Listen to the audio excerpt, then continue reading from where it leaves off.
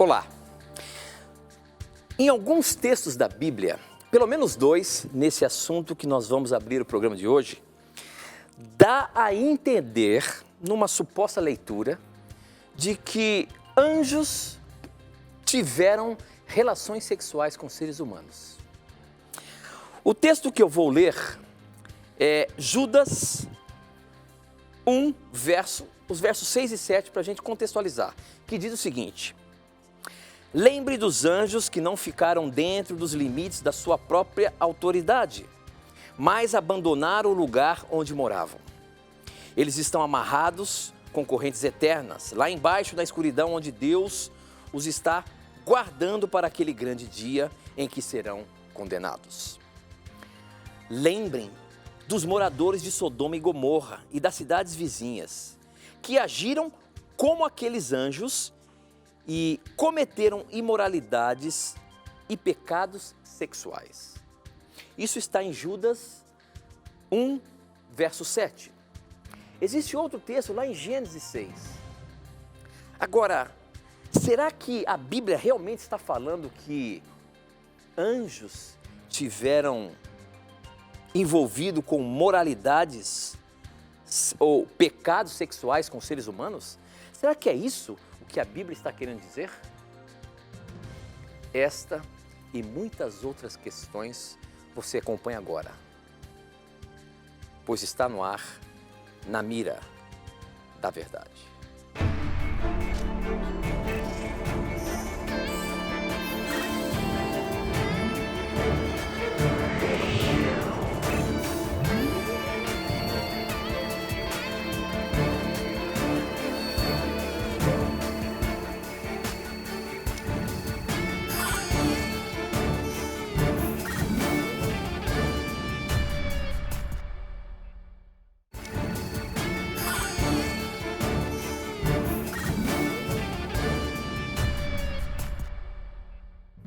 Olá, seja muito bem-vindo. Estamos começando mais um programa Na Mira da Verdade.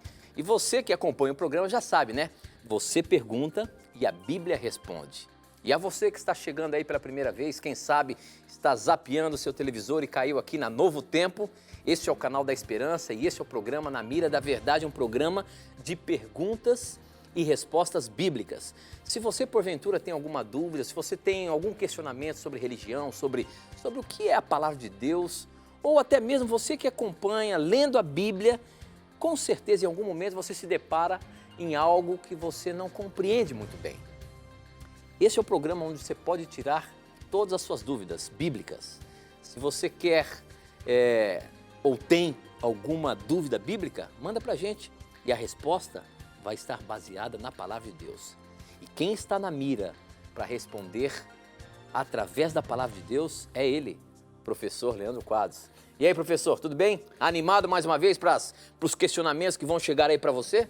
Sempre agradecido a Deus por receber os questionamentos dos nossos amigos e tenho a certeza de que Deus, mais uma vez, vai nos ajudar a compreendermos a sua palavra. Mesmo que sejamos limitados, o Espírito Santo completa aquilo que falta. Eu quero mandar aqui rapidamente um abraço para todos os jovens adventistas, batistas, todos os jovens cristãos que estiveram presentes no Congresso Universitário O Alvo. Este congresso foi realizado na cidade de Porto Seguro, na Bahia, na Universidade Federal do Sul da Bahia, UFSB.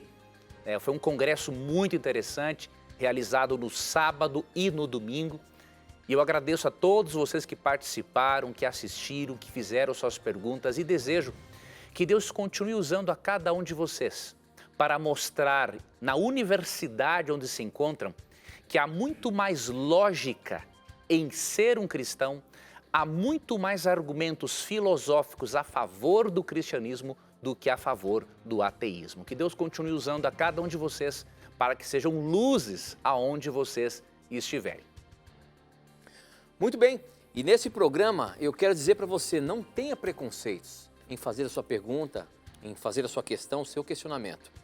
O nosso objetivo aqui, humildemente, é mostrar na palavra de Deus a resposta para o seu questionamento. Se ele é bíblico, se você tem dúvida de alguma coisa bíblica, por favor, manda para a gente Nós vamos apresentar o texto bíblico para responder a sua questão. Obrigado por você ter feito há muito tempo já esse programa acontecer. A você, telespectador, assíduo do programa Na Mira da Verdade. Nós estamos no 10º ano do programa. Há 10 anos nós tiramos dúvidas e aprendemos juntos, estudando a Palavra de Deus. Portanto, pergunte o que você quiser e humildemente nós vamos mostrar na Palavra de Deus a sua questão, a sua resposta. Professor, nós abrimos o programa sobre uma questão que várias vezes já chegaram aqui, várias vezes chegou aqui no nosso programa.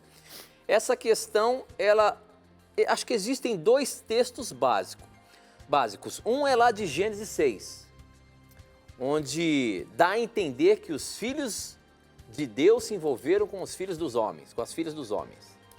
E o outro texto foi esse que nós abrimos o programa, que está em Judas 1, o verso 7. O verso 6 vem falando dos anjos e depois o verso 7 faz uma comparação dos habitantes de Sodoma e Gomorra com os anjos. E depois acrescenta ainda imoralidades e pecados sexuais. E as pessoas acabam achando, ou muitos acabam utilizando esse texto para afirmar essa relação de anjos com seres humanos.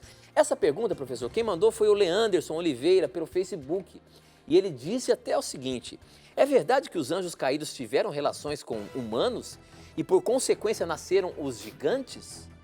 Eles alegam isso com base no livro de Judas, Judas 1, verso 7.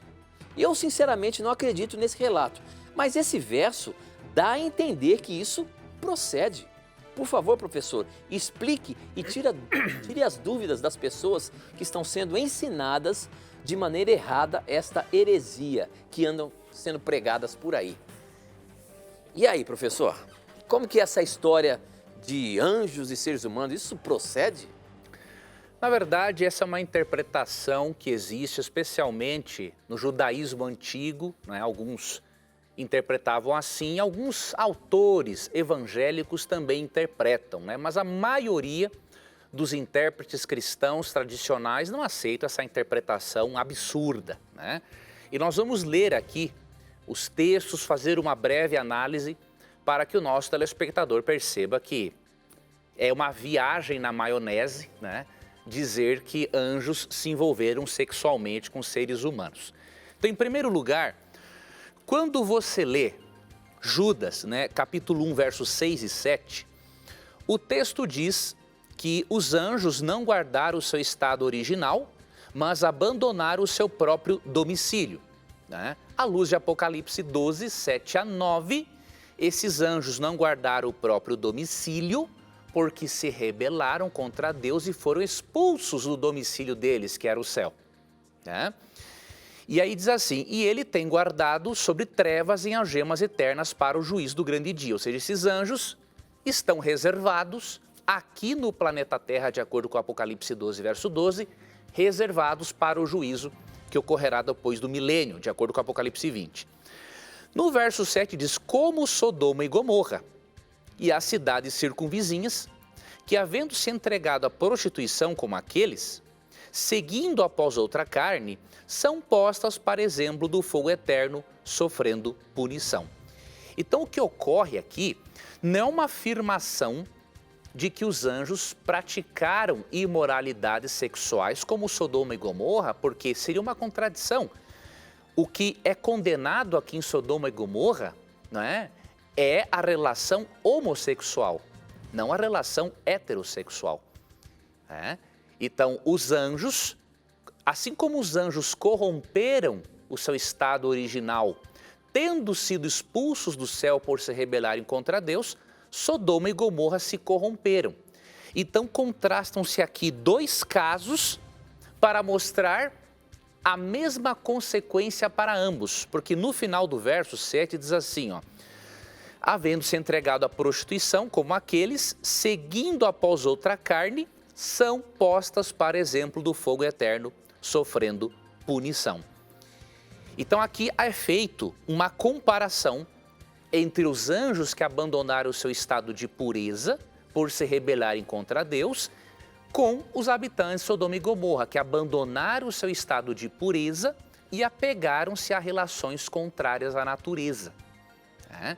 Então, à luz desse contexto, mais a afirmação de Jesus em Mateus 22, nós vamos conseguir resolver definitivamente esse problema, aparente problema, porque o texto ele é realmente meio confuso, né? Mas você tem que ler um verso antes e depois analisar e fazer uma pergunta. A Bíblia ensina que é possível anjos, seres celestiais, manterem relações sexuais com seres humanos? A resposta é não. E nós vamos deixar que Jesus responda a isso. Em Mateus 22:30, ao falar da ressurreição dos justos, Jesus diz assim: porque na ressurreição nem casam, nem se dão em casamento. São, porém, como os anjos no céu. O que Cristo está dizendo aqui? Entre outras coisas, Cristo está dando a informação que os anjos são seres assexuados. A Bíblia não diz que os anjos são seres sexuados. Não há um indício bíblico de que um anjo tenha a capacidade de procriação. Então, esse texto de Jesus deveria ser o suficiente para nos mostrar o mito desta interpretação em torno de Judas, versos 6 e 7. E quanto a Gênesis 6, verso 2, nós precisamos novamente permitirmos que o texto bíblico seja o seu próprio intérprete, né? Aqui, no versículo 2, é dito assim que, vendo os filhos de Deus, que as filhas dos homens eram formosas, tomaram para si mulheres, as que entre todas mais lhes agradaram. E aí o verso 4 diz, ora, naquele tempo havia gigantes na terra. Então as pessoas leem esse texto e pensam assim, bom, já que no livro de Jó, no capítulo 1, a expressão filhos de Deus se refere a anjos, então em Gênesis ocorre a mesma coisa. Então os anjos se uniram com as filhas dos homens e, como consequência, geraram gigantes. Só que essa é uma interpretação irresponsável, porque não está considerando o contexto imediato de Gênesis 6. É claro que em Jó capítulos 1 e 2, os anjos são chamados de filhos de Deus, especialmente no capítulo 1. Mas devemos nos lembrarmos de que, por exemplo, em Deuteronômio 14, verso 1, é dito que os filhos de Israel também são filhos de Deus. Então, não só os anjos são chamados de filhos de Deus, mas também seres humanos. Aí fica a questão. Se num trecho bíblico os filhos de Deus são anjos e em outro trecho bíblico os filhos de Deus são seres humanos, qual dos dois tipos de seres deveríamos enquadrar aqui em Gênesis 6? Primeiro, à luz de Mateus 22:30, onde Jesus diz que um anjo é um ser assexuado, podemos descartar a presença de anjos aqui. E mais um detalhe, o contexto imediato de Gênesis 6 nos leva a uma outra interpretação. Qual é o contexto imediato de Gênesis 6? Bom, no versículo 1 é dito assim, como se foram multiplicando os homens na terra e lhe nasceram filhas, ou seja, o contexto fala da corrupção dos seres humanos, tanto que no verso 5, depois de falar dos gigantes, depois de falar dos filhos de Deus e das filhas dos homens, veja o que diz o verso 5. E viu o Senhor que a maldade do homem se havia multiplicado na terra e que era continuamente mau todo o desígnio do seu coração. Para serem anjos aqui, seria muito mais correto o texto dizer o seguinte, viu o Senhor que a maldade do homem e de alguns anjos se havia multiplicado na terra. Mas não é isso que o texto diz. A ênfase do contexto imediato é a maldade de seres humanos. Não tem nada a ver com ser angelical aqui. E se você vai mais para trás, no contexto imediato ainda, você vê que o contraste é entre as filhas, as descendentes ímpias de Caim e os descendentes justos do terceiro filho de Adão, chamado Sete. Você vê a corrupção dos descendentes de Caim no capítulo 4, dos versos 17 ao 24, até o 25, na verdade, e no 26 você vê uma outra coisa interessante, ó. A Sete nasceu-lhe também um filho, ao qual pôs o nome de Enos. Daí se começou a invocar o nome do Senhor, ou seja, os descendentes de Caim não queriam saber nada de Deus. Nada de Deus. E aí o capítulo 5 fala dos descendentes de Adão e o capítulo 6 fala da corrupção do gênero humano. Então, as filhas dos homens que se uniram com os filhos de Deus foram descendentes de Caim, mulheres, que se uniram com descendentes do justo Sete. Foi esse jugo desigual que causou a corrupção do gênero humano. E a palavra gigantes? Primeiro lugar, haviam pessoas no passado com uma estatura muito maior do que a nossa e com uma vitalidade maior do que a nossa, tanto que a raça humana vai degenerando-se. Outro aspecto, a palavra gigantes no hebraico também significa não apenas gigante na estatura, mas gigante na natureza perversa. Seria a mesma coisa que dizer o seguinte: este jugo desigual, esta união entre as filhas de Caim, as descendentes de Caim e os descendentes de Sete, proporcionaram, criaram pessoas gigantes na maldade, pessoas extremamente más, ao ponto de Deus ter de destruir todos no dilúvio.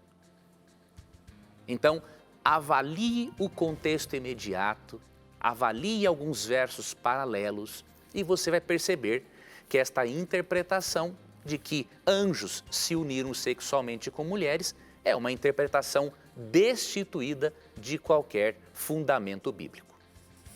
Muito bem, professor. É um assunto que volta e meia aparece no programa e é importante dar essa análise geral do texto e contexto para a gente compreender e de uma vez por toda entender que isso nunca existiu. Para você participar do programa, você pode mandar as suas perguntas através do nosso SMS, o número é 12 981510101, eu recebo aqui na hora, ou pelas redes sociais, pelo Facebook, namiradaverdade.nt, pelo Instagram, @namiradaverdade e também no nosso blog novotempo.com/namiradaverdade, tá bom? Tem uma pergunta que chegou aqui para o nosso SMS, nós temos um minutinho, não vai dar tempo de você responder, mas eu vou colocar na mira e você vai entrar no intervalo e depois vai ver a resposta. A pergunta é a seguinte, professor, quem mandou essa pergunta foi o Jean, ele é lá de Nova Tebas, Paraná, e a pergunta dele é a seguinte: quem é Azazel, para quem Deus ordenou enviar o bode expiatório? Em Levíticos 16? Gosto muito do programa, mas pena que é muito curto e responde poucas perguntas ou tantas perguntas. Mas a sua pergunta foi pescada aqui. Professor, essa questão de Azazel, só para a gente contextualizar, estava envolvida com o dia da expiação lá no santuário terrestre, não é isso? Isso, fazia parte do ritual do santuário Então terrestre. tá bom.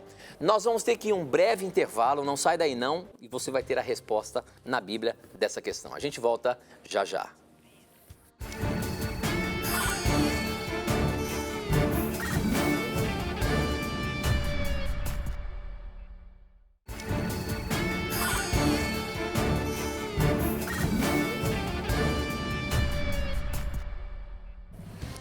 Já estamos de volta. Para você participar do programa, mande a sua pergunta por SMS. O número é 12 981510101, eu recebo aqui, ou pelas redes sociais, pelo Facebook, namiradaverdade.nt, pelo Instagram, @namiradaverdade, e também no nosso blog, novotempo.com/namiradaverdade. Nós fechamos o bloco com a pergunta sobre Azazel. Quem mandou foi o Jean Marcos, ele é de Nova Tebas, Paraná, e a pergunta dele é a seguinte: quem é Azazel?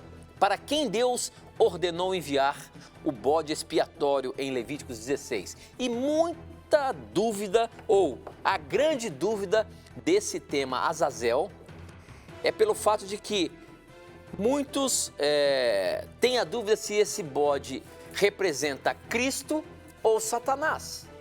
Então, é essa questão que vai estar na mira. Professor Leandro Quadros, quem é Azazel?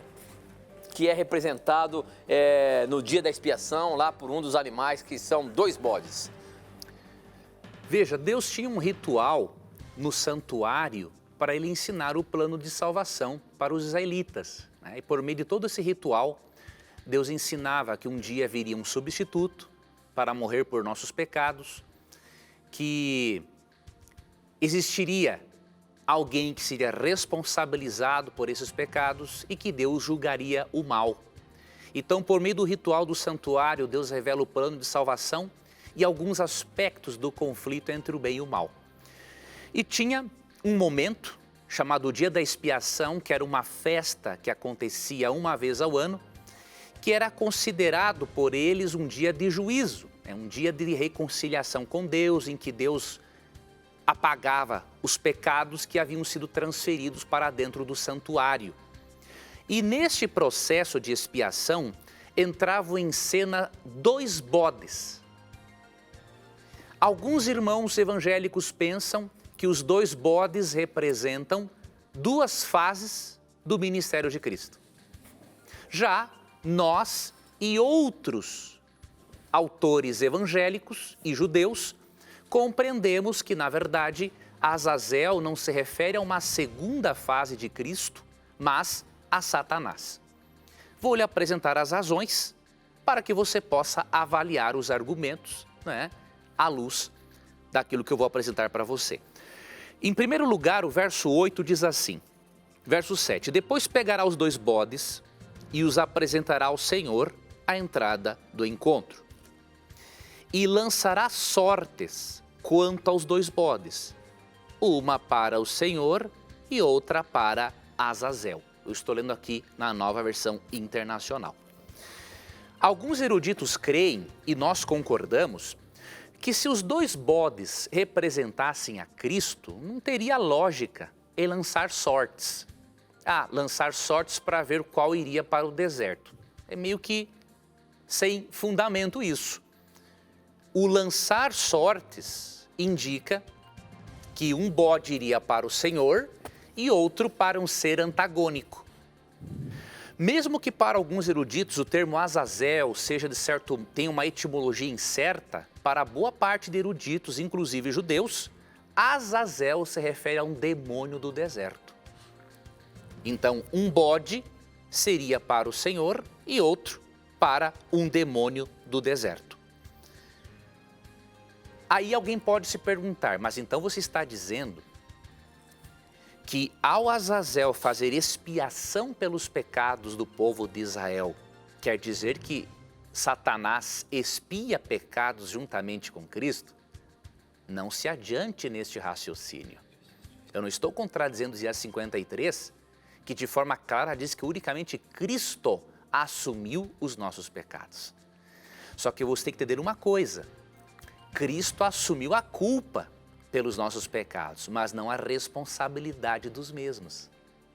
Azazel faz propiciação não no sentido de receber a culpa pelos pecados, mas a responsabilização pelos pecados do povo. Tanto que aqui, no verso 20 e 21, temos evidências importantes, Quando Arão terminar de fazer propiciação pelo lugar santíssimo do santuário celestial, pela tenda do encontro e pelo altar, trará para a frente o bode vivo, ou seja, a propiciação ou expiação no sentido de limpar pecados já tinha sido feita pelo primeiro bode. E por quê? Porque de acordo com Hebreus 9, 22, sem derramamento de sangue não há remissão de pecados. Então foi o primeiro bode que fez a expiação no sentido de purificar tanto o pecador, diríamos assim, quanto o lugar santíssimo, a tenda do encontro e o altar. O bode vivo entra em cena só depois, em que esta purificação, propiciação já tinha sido feita. Um bode vivo não pode representar o Cristo morto na cruz, né? E um outro detalhe que devemos considerar, então, a propiciação feita por Azazel não é ele assumir a culpa dos pecados como Cristo assume, é assumir a responsabilidade. E aqui no versículo 21 é dito no final assim: em seguida enviará o bode para o deserto, aos cuidados de um homem designado para isso. Queremos que isto é um símbolo da expulsão de Satanás, em que ele ficará na terra deserta por ocasião do milênio, sendo responsabilizado pelos pecados que levou muitas pessoas a praticarem. Tanto que aqui o verso 22 diz: o bode levará consigo todas as iniquidades deles para um lugar solitário. Então, como este bode ficava vivo, ele não levava os pecados no sentido de assumir a culpa. Por ele ficar vivo e não morrer como Cristo, ele levava a responsabilidade pelos pecados praticados. Então nós vemos que é mais lógico crer que o bode Azazel é um símbolo de Satanás, que após o milênio será responsabilizado pelos pecados que trouxe para o mundo. E para finalizar, eu vou apresentar para você uma série de alguns eruditos que creem da mesma forma, para você não cair neste canto da sereia que dizia assim: os adventistas do sétimo dia são uns hereges porque pensam assim. Por que não falam que outros eruditos evangélicos e judeus também são hereges por pensarem assim? Por exemplo, o doutor M.M. Kalisk, uma autoridade judaica, diz o seguinte: não resta dúvida alguma de que Azazel é um ser pessoal, sobre-humano e maligno. Em realidade, um demônio perverso. Isso foi confirmado por antigos escritores cristãos que identificam Azazel com Satanás, e ele menciona aqui Orígenes. Outro erudito, J. Russell Walden, que é um anglicano. O bode para Azazel, o bode emissário, conforme esta palavra é às vezes traduzida erroneamente, simboliza o desafio que Deus faz a Satanás. Um erudito presbiteriano, Samuel Zwimmer: o diabo tem um nome próprio, Azazilo. Ele foi expulso do Éden. E.W. Hengstenberg, luterano: se Azazel não significa Satanás, não existe razão para as sortes que eram lançadas, né? Guilherme Jenks, congregacionalista: bode emissário, ver a opinião diferente de Bochart. Spencer, segundo as opiniões mais antigas dos hebreus e dos cristãos, acha que Azazel é o nome do diabo. E o mesmo sucede, ele fala aqui, outros comentaristas. E aí tem uma série aqui de outros eruditos que creem desta forma. Então, não é errado crer que Azazel simboliza Satanás, a não ser que a pessoa, obviamente, pense que Satanás expia pecados no sentido de levar a culpa como Cristo. Agora, se crermos que Azazel, no sentido de ser um ser antagônico, que é responsabilizado pelo pecado, porque o diabo é o pai do pecado, não há heresia nisso, assim como não se podem chamar esses eruditos, entre outros, de hereges também. Muito bom, professor, muito bom. Participe aí mandando as suas perguntas para a gente. Agora aqui tem uma pergunta, tem pergunta de todos os lados. Obrigado pela sua participação aí, mandando as suas questões para a gente. A gente recebe muitas, tanto no Facebook, no Instagram, no SMS. Essa aqui chegou pelo nosso Facebook. Quem mandou foi o Alex Lopes. E a gente muda completamente o assunto aqui. Ele diz o seguinte: boa noite, sou do Rio Grande do Norte. Eu queria saber por que depois do dilúvio, Deus ordena ao homem, ou permite ao homem, comer carne. E por que é recomendado pelos adventistas não comer carne? Obrigado e, por favor, responde a minha pergunta. Amo o programa. Obrigado, Alex, por mandar a sua questão aqui para o Na Mira da Verdade. Professor, é verdade aí que Deus permitiu o uso do alimento carne após o dilúvio? E por que hoje nós aqui, adventistas, apresentamos que é importante nós termos um regime alimentar vegetariano e não carne? Veja, devemos avaliar, amigo ouvinte, telespectador, que Deus fez a distinção entre animais puros e impuros já antes do dilúvio acontecer. Aqui em Gênesis 7, verso 2, lemos: leve com você 7 casais de cada espécie de animal puro, macho e fêmea, e um casal de cada espécie de animal impuro, macho e fêmea. Então, o que você vê aqui? Que Deus já faz uma distinção entre animais puros e impuros, mostrando que certos animais viriam a servir de alimentação e para sacrifícios e outros não.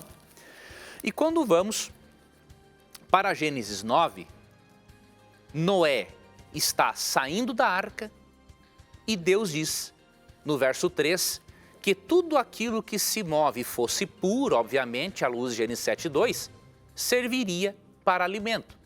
Veja, eles saíram da arca e o que eles tinham de vegetação, de frutas e verduras fora da arca? Se estava tudo destruído, não tinha nada. Né? Então Deus liberou o uso cárneo, só que de alguns animais considerados puros, até mesmo de acordo com a lista de Levítico 11, numa situação emergencial. E depois Deus foi permitindo que os seus filhos comessem carne. Agora, o propósito de Deus é que os seus filhos comam somente as carnes puras e que com o passar do tempo, os seus filhos, dentro do possível e de acordo com as suas condições locais, adotem a dieta original dada por Deus. Porque de acordo com Gênesis 1:29, a dieta original dada por Deus não incluía a carne. Deus não fez os animais para serem mortos. E diz o texto: eis que lhes dou todas as plantas que nascem em toda a terra e produzem sementes, e todas as árvores que dão frutos com sementes. Elas servirão de alimento para vocês. Então Adão e Eva receberam como alimento uma dieta vegetariana.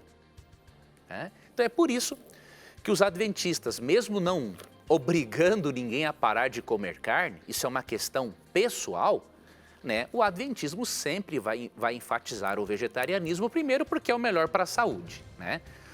Há muitos estudos científicos que comprovam que os vegetarianos que não são sedentários, tem que fazer essa observação, né? Porque o vegetariano sedentário é pior do que um fumante que não é sedentário, né? Então, um vegetariano que não é sedentário, ele tem mais tempo de vida, realmente, que outras pessoas, tá? Então, orientamos por isso, mas também orientamos.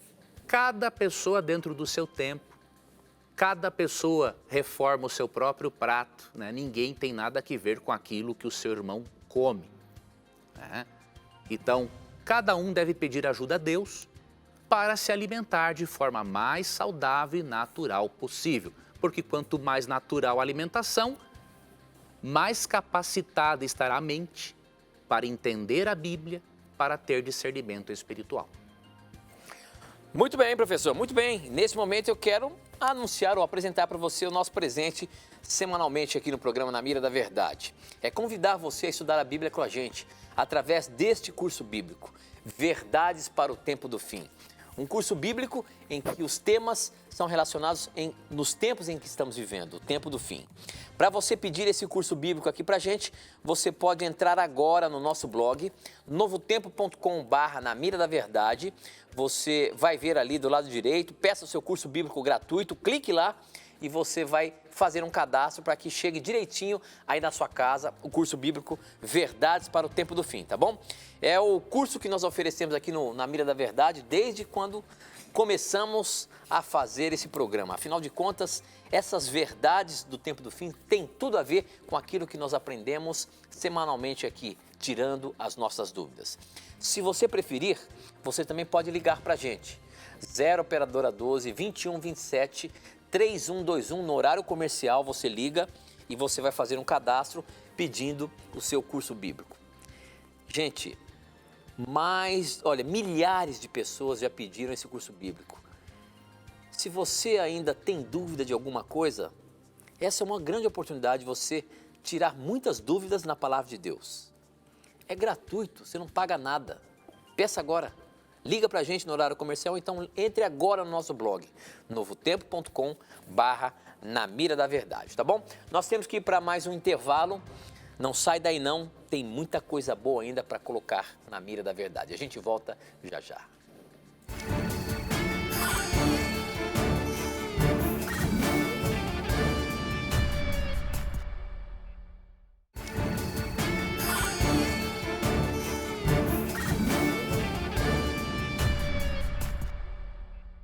Já estamos de volta ao vivo. Esse é o programa Na Mira da Verdade, um programa de perguntas e respostas bíblicas. Participe mandando as suas dúvidas por SMS, pelo Facebook, pelo Instagram, pelo nosso blog. Você já sabe, já vai aparecer aí para você mandar as suas perguntas para a gente. Participe, mande as suas dúvidas para a gente. Eu tenho uma pergunta que chegou pelo SMS aqui, professor, que é essa daquelas que eu gosto de dizer que ela é capciosa, meu amigo. Vamos ver como é que você se sai dessa. Olha só, quem mandou essa pergunta, deixa eu ver se tem o nome, foi o Ronaldo. Ele é assembleiano e ele tem uma dúvida importantíssima, diz ele aqui, professor. Vamos lá. A pergunta é a seguinte: vocês adventistas dizem que o inferno literal e eterno não existe, certo? Então, como explicar Mateus 25:46, onde diz que a estes irão para o castigo eterno, mas os justos para a vida eterna? Aí ele continua, lembrando que no original grego, a palavra eterno, tanto para o castigo quanto para a vida, é aionion, em grego. Sendo assim, se o inferno eterno não é eterno em lapso temporal, mas sim em seus efeitos, a vida eterna também não pode ser eterna. Procede? Ah, professor, e aí? Baseado nesse texto de Mateus 25:46, onde diz que estes irão para o castigo eterno, mas os justos para a vida eterna, como que a gente explica isso? Em primeiro lugar, quando que as pessoas irão para o castigo eterno? Se o nosso irmão ler dos versos 31 ao 46, ele vai perceber uma coisa bem interessante. O inferno não existe, ele existirá. No verso 46 está assim, ó, estes irão. Irão está no passado, no presente ou no futuro? Está no futuro. Então, primeiro, o castigo eterno existirá no futuro. Não existe hoje. Tanto que no verso 31 mostra o momento, né?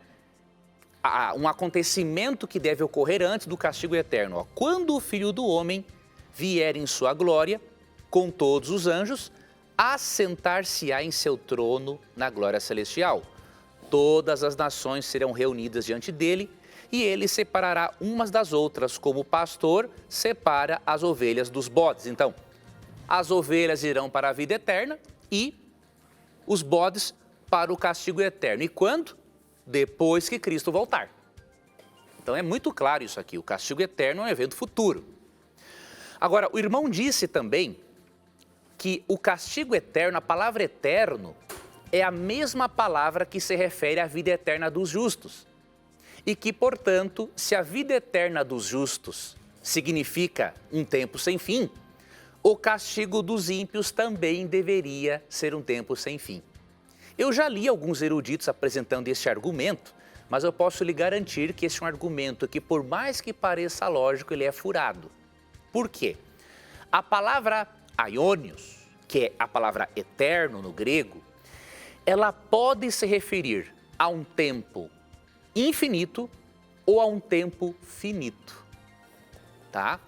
O erudito H.G. Moule, que é evangélico, escreveu, por exemplo, em relação ao termo olam, no hebraico, que corresponde a este grego, ele escreveu o seguinte, que o termo olam, ou eterno, ele significa um tempo sem fim, se ele estiver ligado a um sujeito de natureza infinita. Agora, se ele estiver ligado a um sujeito de natureza finita, o termo é finito. Vou lhe dar dois exemplos básicos. Primeiro, em 1 Crônicas 28:4, é dito que Davi seria rei eternamente em Israel. Mas no capítulo 29, verso 27, disse que ele foi rei 40 anos. Então, por que o eternamente significa 40 anos? Um curto período de tempo. Porque o termo eterno está ligado a um sujeito de natureza transitória. Isso significa que o castigo eterno do ímpio não pode ser eterno na duração, assim como será a vida eterna do justo, por um simples detalhe. A Bíblia não promete a eternidade para quem não aceitou a Jesus. A Bíblia não promete que o ímpio vai comer da árvore da vida com o justo. Então, como que o ímpio pode ser castigado eternamente, no sentido de duração, se ele não comeu da árvore da vida? É ilógico. Então é óbvio, você não pode comparar a eternidade dos justos, que comerão da árvore da vida, com a eternidade dos ímpios que não comerão da árvore da vida. Então o termo eterno aplicado aos justos significa um tempo sem fim mesmo, porque eles aceitaram a Cristo como Salvador e porque eles comerão da árvore da vida. Já a eternidade em relação aos ímpios não significa um tempo sem fim, porque eles não aceitaram a Jesus e não comerão da árvore da vida. Ok? Então, o castigo dos ímpios é eterno nas consequências, não na duração. Para ser eterno na duração, os ímpios teriam de comer da árvore da vida. E não encontro um texto bíblico que diga que a árvore da vida será dada para os ímpios. Então nós podemos afirmar que a eternidade está relacionada com a árvore da vida. Só quem comer da árvore da vida que será eterno. Exatamente. Os anjos comem da árvore da vida? Os anjos são seres de outra natureza. Então a Bíblia não fala que os anjos necessitam da árvore da vida. A árvore da vida na Bíblia é ligada, de acordo com Gênesis 3, 22 a 24, só a seres humanos. Muito bem, professor, muito bem. Participe aí, mande as suas dúvidas. Nós estamos aqui juntos estudando a palavra de Deus. Essa pergunta chegou pelo nosso Instagram. Muita gente participando pelo Instagram. Muito obrigado pela sua participação. Essa aqui, quem mandou foi a Vanessa Cascais. A pergunta dela é a seguinte: Espiritismo. Se a Bíblia diz que a morte é um sono, onde as pessoas não têm consciência do que ocorre, mas mesmo ela confirma que não se deve entrar em contato com o mundo dos mortos, no caso, como os espíritas fazem, então existe um mundo onde os mortos esperam a vinda de Cristo, que também chamam o lugar de seio de Abraão. É isso mesmo, professor? Veja só, entendeu a pergunta dela? Entendi. Assim como existe um lugar que nós falamos que existe o sono, que a alma está ali paradinha. Só que também a gente afirma que não podemos se envolver com os mundos dos mortos. Como é que a gente explica isso? Na verdade, o nosso telespectador confundiu uma coisa. Quando Deus fala para não se envolver com o mundo dos mortos, não é porque existem mortos conscientes, mas é porque aqueles que se passam por mortos, na verdade, não são pessoas mortas. Então você deu uma confundida aí. Não teria lógica em Deus, por exemplo, abominar eu conversar com um parente meu que morreu. Não tem nenhum fundamento, né? E o que Deus fala da consulta a mortos? Deuteronômio 18. Entre as práticas que Deus não queria que os seus filhos fizessem, né, está aqui, ó, Deuteronômio 18, a partir do verso 10. Não se achará entre ti quem faça passar pelo fogo o seu filho ou a sua filha, que era um ritual de sacrifício infantil, não é? Nem adivinhador, nem prognosticador, nem agoureiro, nem feiticeiro, nem encantador, nem necromante, nem mágico, nem quem consulte os mortos, pois todo aquele que faz tal coisa é abominação ao Senhor. Por que conversar com um ente querido que morreu, por que conversar com um espírito de luz é considerado abominável? Não tem lógica. É óbvio que se Deus não quer que mantenhamos contato com o mundo dos mortos, isso não significa que os mortos estão conscientes lá. Isso significa que outros seres antagônicos a Deus fazem parte deste processo. E se você ler o texto bíblico e entender a doutrina do conflito cósmico, você vai perceber que à luz, por exemplo, de Apocalipse 12, 7 a 12, existem só dois poderes antagônicos no universo: Cristo e seus anjos e Satanás e seus anjos. Então a dedução lógica é a seguinte: se de acordo com o Salmo 84:11, Deus não sonega nada de bom para os seus filhos e ele abomina a consulta a mortos, é óbvio que a consulta a mortos está relacionada a seres demoníacos e não a seres espirituais do bem. Ok?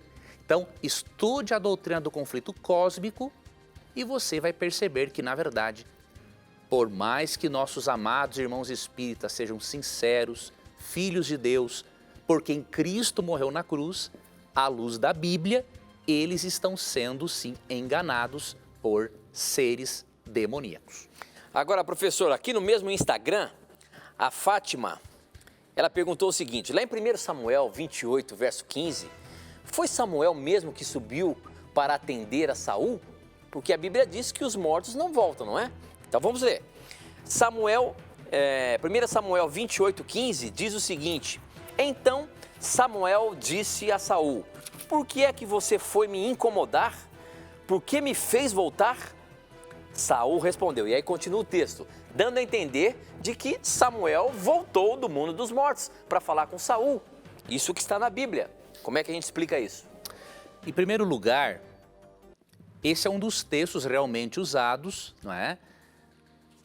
Como se a Bíblia apoiasse o espiritismo, porque parece o texto dar a entender que Saul subiu para falar, melhor, Samuel subiu para falar com Saul. O detalhe é que realmente Jó capítulo 7, versos 9 e 10 diz que quando o morto se deita, jamais se levantará até, obviamente, o dia da ressurreição. O que nós temos que fazer aqui é analisarmos o contexto e vermos se realmente quem apareceu aqui foi o profeta Samuel. Eu não vou fazer isso agora por causa do tempo, mas eu vou dar um texto paralelo que vai ser também muito claro para nos mostrar que Deus não aprovou esta prática. Mas antes, vamos ver aqui um detalhe no versículo 6. Diz assim: consultou Saul ao Senhor, porém o Senhor não lhe respondeu, nem por sonhos, nem por Urim, nem por profetas.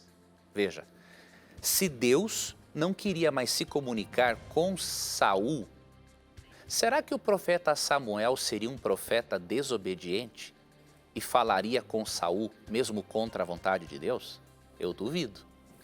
Mas aqui o verso 6 diz que o Senhor não falava mais com Saul, nem por meio de profetas.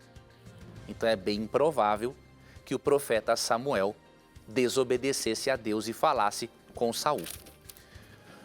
Outro detalhe importante, poderia considerar outros versos no capítulo 28, mas vou agora aqui para um texto paralelo, que é 1 Crônicas 10, 13 e 14. Você tem que se perguntar uma coisa: o que Deus disse sobre aquela experiência de Saul com a necromante? Se Deus aprovou, perfeito, então realmente foi o profeta Samuel quem apareceu para Saul. Mas se Deus não aprovou, isso significa outra coisa. 1 Crônicas 10, 13 e 14. Assim morreu Saul por causa da sua transgressão cometida contra o Senhor, por causa da palavra do Senhor que ele não guardara, e também porque interrogara e consultara uma necromante. Ué, se fosse o profeta Samuel, por que a consulta ao profeta Samuel foi um dos motivos da morte de Saul? O verso seguinte explica: e consultaram uma necromante e não ao Senhor, que por isso o matou e transferiu o reino a Davi, filho de Jessé. Então o texto é claro, consultar a necromante, levou também Saul à morte, e consultar a necromante correspondeu a não consultar ao Senhor. Então eu lhe pergunto, se consultar a necromante é não consultar ao Senhor, foi Samuel que apareceu lá? Não foi, foi um demônio personificando o profeta Samuel, simples assim. Muito bem, professor, muito bem. Infelizmente, nós não temos tempo de colocar mais nenhuma pergunta, mas eu queria dizer que muitas perguntas foram pescadas, viu?